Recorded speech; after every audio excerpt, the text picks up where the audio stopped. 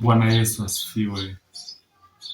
Ninamshukuru Mungu kwa sababu yeye ni mwema na mwingi wa rehema, ambaye anatupa nguvu na mamlaka kila wakati na kila saa, na tunaendelea vizuri. Basi siku ya leo, kama ambavyo Mungu ametoa kibali cha kwenda kujifunza maandiko ya Mungu, tukajifunze neno la Mungu. Kwa majina naitwa Mwalimu Lucas George Samson. Namshukuru Mungu kwa siku ya leo kunipa kibali hiki, si kwa akili zangu wala maarifa yangu. Basi funika macho yako nikaombe kwa ajili ya neno la Mungu. Baba mwema, Mungu uliye mwingi wa rehema, nasema asante kwa fadhili zako na kwa ukuu wako na kwa neema yako. Baba, tazama umetupa neema na kibali. Kwa akili zetu, kwa maarifa yetu hatuwezi jambo lolote, lakini Baba umetuwezesha kwa namna ya kipekee. Umetupa nguvu na mamlaka, si kwa akili zetu wala maarifa yetu, isipokuwa Baba ni kwa neema yako ya kipekee. Wanao tumepata neema tena kwenda kujifunza neno lako. Tazama Baba, ninamkabidhi hata msikilizaji huyu kwa kipindi cha Yesu ni Njia. Namkabidhi mikononi mwako, kamfungue masikio ya kiroho, akajifunze sasa na mapenzi yako. Nikisema na kuamini Baba, ni katika jina la Baba na Roho Mtakatifu. Amin. Basi karibu katika kipindi chetu cha Yesu ni Njia, tukajifunze neno la Mungu, ambalo kichwa cha somo kinasema jinsi ya kusikia sauti ya Mungu. Zipo sauti nyingi katika maisha, zinaweza zikawa zinalindima katika maisha yako.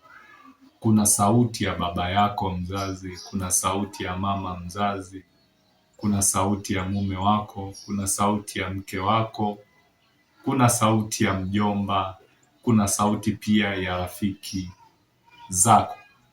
Lakini siku ya leo naenda kuzungumzia jinsi ya kusikiliza sauti ya Mungu kwa usahihi. Sauti ya mtu unaweza ukaisikia kwa yale maelekezo anayoyatoa. Vivyo hivyo hata Mungu naye utasikia sauti yake kutokana na maelezo ambayo anayatoa. Sasa tukaangalie namna gani unaweza ukasikiliza sauti ya Mungu.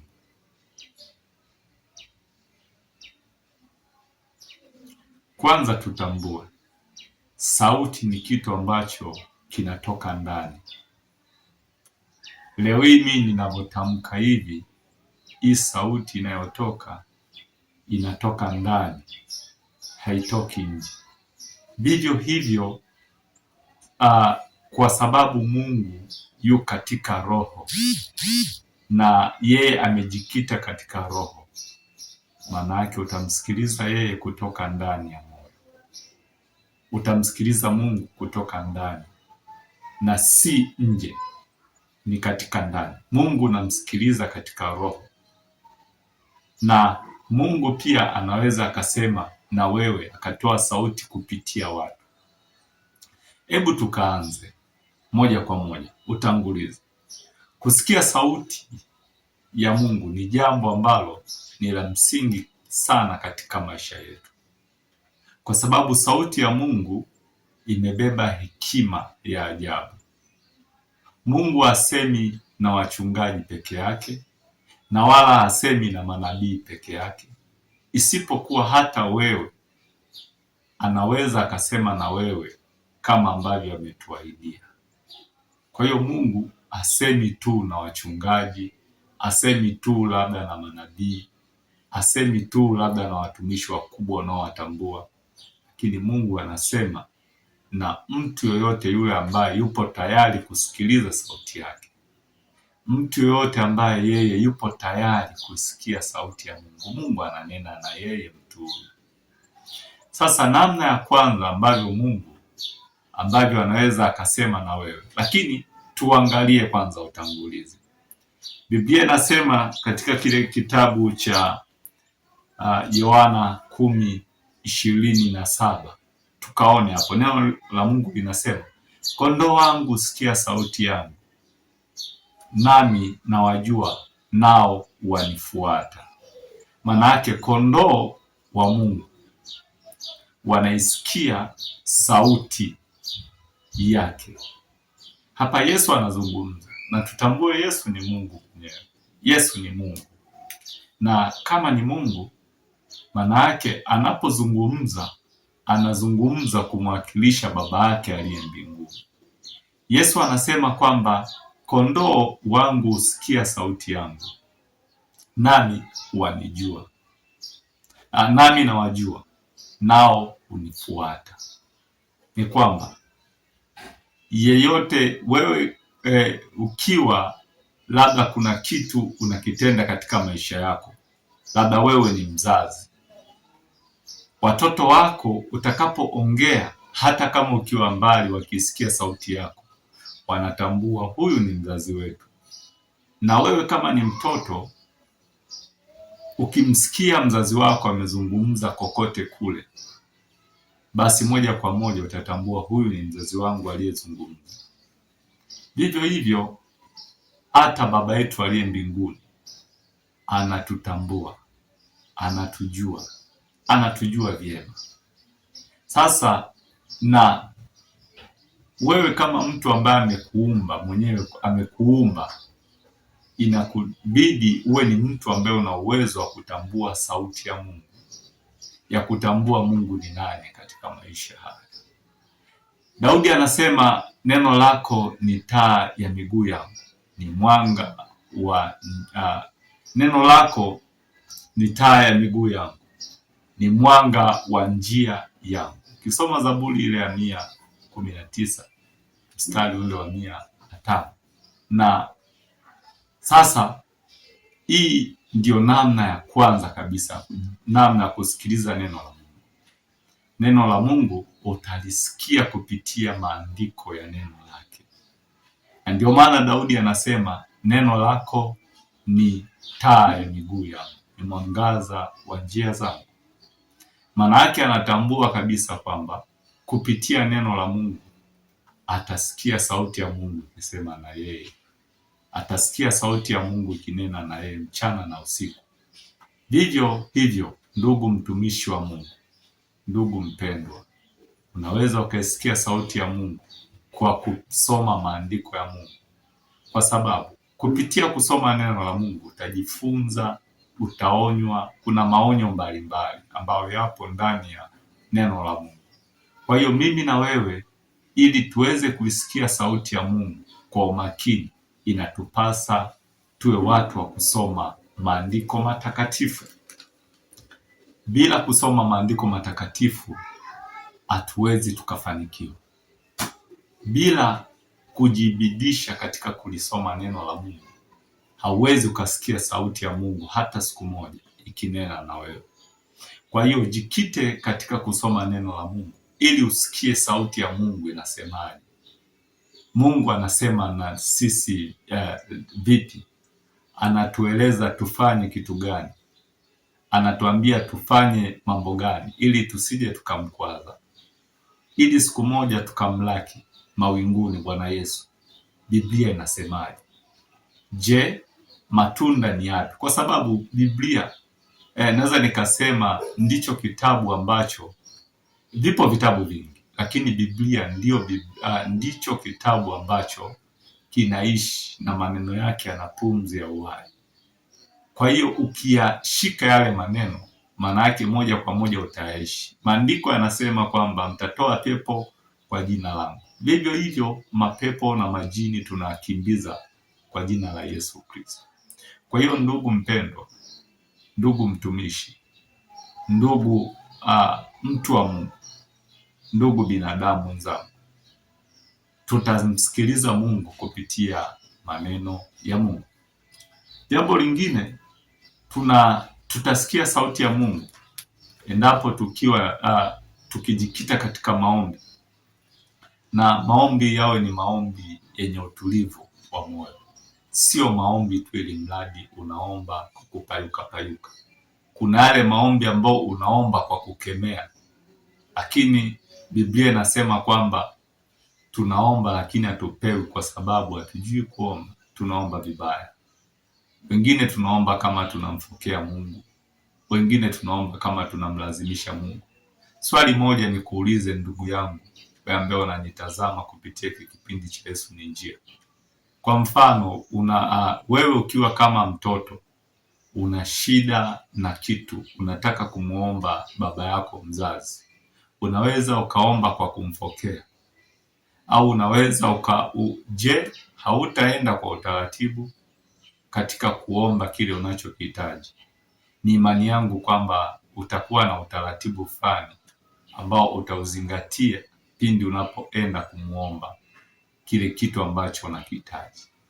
Kwa hiyo hata Mungu wetu anahitaji utaratibu, anahitaji uende kwa unyenyekevu, anahitaji uende kwa kujishusha. Biblia inasema katika Zaburi ya 46 mstari ule wa 10, nyamanzeni mjue ya kuwa mimi ni Mungu. Na kanuni ya Mungu, pale wewe unapotoa sauti kuzungumza, Mungu anakaa kimya, lakini pale unapokaa kimya na kumwachia yeye, ndipo anapotenda.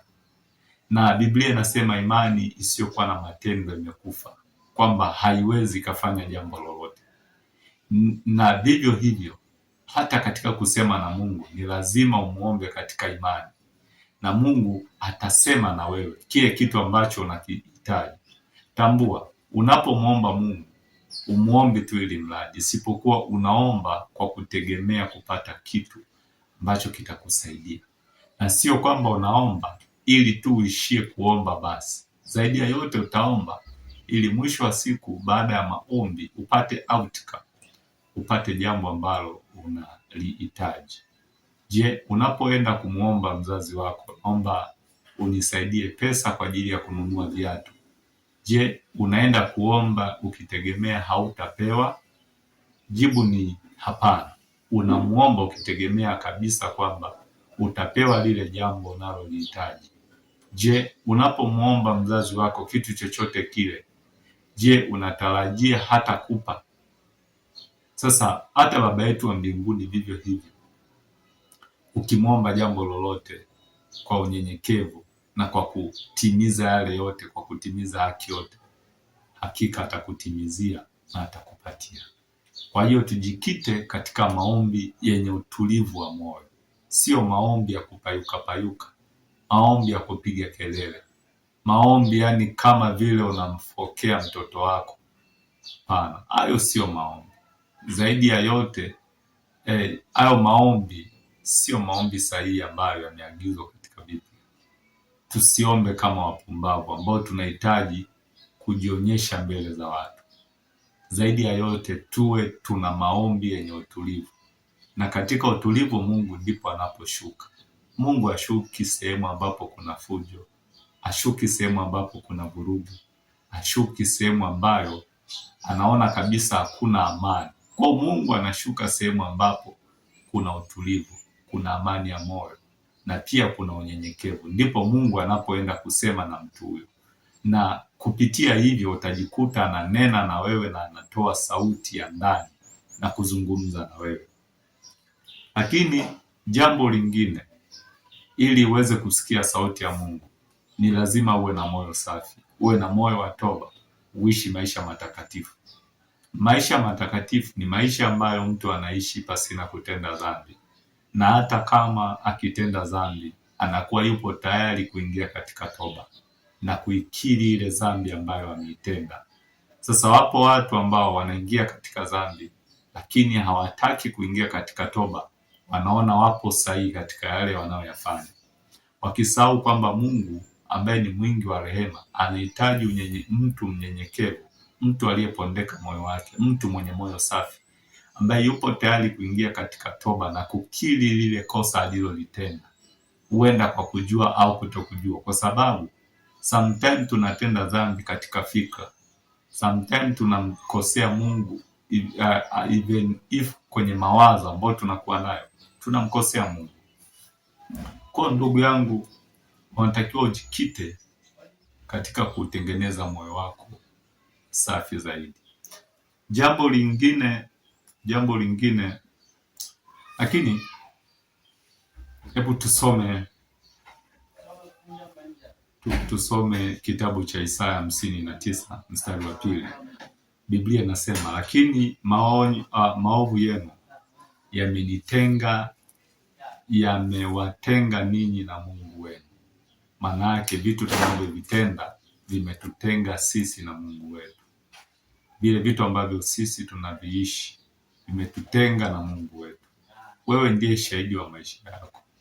Unajua kitu gani ambacho kinafanyika, unatambua na unajua ni wapi ambapo umekosea.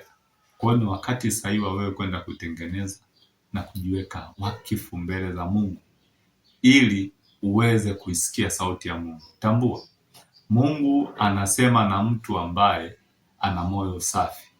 Mungu ananena na mtu ambaye yupo tayari katika kujitoa na kujiweka mbele za Mungu. Hebu tusome tena, tuangalie nyingine. Mungu pia anasema na watu kupitia watu. Na ndio maana huwa ninaenda mbali sana, nasema shetani wa mtu ni mtu, kwa sababu you can't see a devil but you will see a person. Huwezi ukamwona shetani ila utamuona mtu, and that person will be a causative for you kuingia katika dhambi. Huyo mtu anaweza akawa chanzo cha wewe kuingia katika dhambi, au akawa causative for you to see God, au akawa chanzo cha wewe kumuona Mungu. Kwa ndugu yangu, Mungu anasema pia na watu ambao kupitia watu wanakuja kutuambia. Kwa hiyo mchungaji pia ni mtu. Kwa Mungu anaweza kasema na mchungaji wako kuhusiana na jambo fulani. Mtu anaweza kasema na mtoto, huyo ni Mungu. Anaweza kasema na mtoto ili aje akufundishe na kukuelekeza yale yote ambayo unapaswa kuyatenda. Hivyo kama sio mtu ambaye wewe ni mwelevu, unaweza ukajikuta unafokea, unawafanyia watu vitu vya ovyo. Kwa hiyo kiufupi, ndugu mpendwa mtazamaji wa kipindi chetu cha Yesu ni Njia, Mungu anasema na sisi kila siku. Mungu anasema na sisi kila wakati. Mungu anatembea na sisi kila leo, kwa sababu maandiko yanasema Mungu ni roho, na wao ambao wanamwabudu wanatakiwa kumwabudu katika roho na kweli. Wamwabudu katika ile namna ambapo Mungu hata kama anaposema nao, anasema nao katika ile kweli yote. Basi Mungu akubariki sana mtumishi wa Mungu. Nikuombe jambo moja, usisahau kushare, kucomment, kusubscribe ili kututia nguvu tuendelee kupambana kwa ajili ya kulifikisha neno la Mungu mbele. Ni imani yangu kuna jambo umejifunza, kuna jambo ambalo linaenda kufanyika katika maisha yako. Nami niseme asante kwa muda wako ambao unaotumia katika kujifunza pamoja nasi. Mungu akubariki sana mtumishi wa Mungu. Kwa majina naitwa Lucas Luigi Samson, ni mwalimu by profession. Pia ni mwalimu wa neno la Mungu ambaye utakuwa na mimi kila wakati tukifundishana katika channel hii na Lucas Media. Please and please don't forget to subscribe, to share, to comment, ili pindi ambapo tunatoa video kama hizi unakuwa mtu wa kwanza kuweza kujifunza. Pia nitoe rai kwamba tulitarajia siku hii ya leo tutaanza kurusha masomo, ambapo kuna somo la geography, economics, pamoja na business study kwa kuanzia form 1 mpaka form 6. Lakini sio katika channel hii. Hii channel inahusiana na maneno ya Mungu tu. Hivyo vingine vitarushwa katika channel nyingine ambayo tutakuja tuambie hapo baadaye. Mungu akubariki sana na ubarikiwe sana na sana na sana. Naomba niombe kwa ajili yako. Unaweza ukashika sehemu ambayo inakusumbua sehemu ambayo unapata tabu, nikaombe kwa ajili yako mtumishi wa Mungu, ili usiku wa leo kalale ukiwa salama. Basi funika macho yako nikaombe. Baba mwema, Mungu mtakatifu, uliyeketi mahali palipotukuka, tazama unamjua mtumishi wako huyo, sehemu ambayo inamsumbua na shida anazozipitia unajua Baba, nami namleta mikononi mwako, ukamtie nguvu na kumwezesha kila wakati na kila saa. Baba, kazidi kujifunza neno lako lenye uzima, neno lako lenye baraka, na neno lako ambalo Baba ndilo ushindi wa maisha yetu. Baba, namkabidhi mikononi mwako mtumishi huyu ambaye amelisikiliza neno lako namna gani ya kukusikiliza wewe.